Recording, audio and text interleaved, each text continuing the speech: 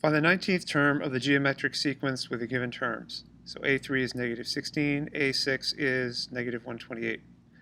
So the difference here from 6 to 3 is 3, meaning there are 3 terms in between. And what I'm going to do is I'm going to take this negative 128 divided by negative 16. And that equals positive 8. So that means there's a ratio of 8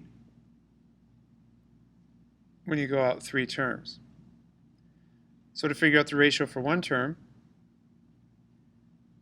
I'm going to use this 3. I'm going to take the cube root of 8, which is simply 2.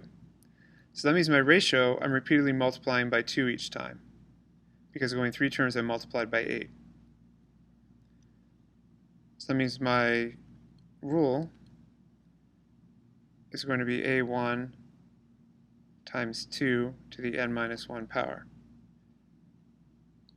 And we need to find this first term. So how do you do that? Well, if I have A3, A2, instead of multiplying by 2, I can divide by 2. So that would be negative 8. And then A1, divide by 2 again, it would be negative 4. So A sub n equals negative 4 times 2 to the n minus 1. See, and I was able to do all this by understanding a geometric sequence follows exponential growth pattern. You're repeatedly multiplying, so I choose the idea of repeated multiplication to figure out what the ratio was for the 2 terms and how many terms there were in between, and then I just did the root. I mean, if there was a 4 instead of a 3, it would have been 4th root. But in this case, it was cube root of 8, which is 2, meaning you're multiplying by 2 every time. And then I just kind of work backwards to figure out the second term, then the first term. Okay, so there's the rule.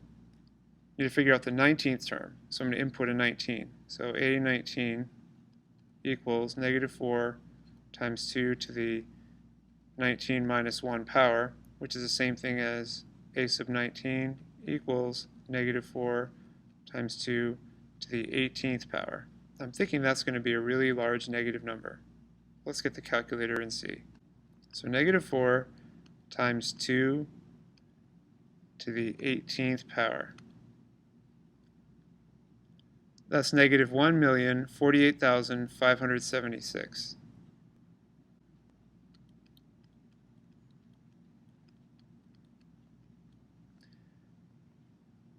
Which is indeed a very large negative number. So the whole trick was to find the ratio first, and then find the first term to write the rule, and then apply the rule to figure out what that 19th term was. And remember, with geometric, it's repeated multiplication, so you divide to find the ratio. Whereas arithmetic sequence, you would add or subtract.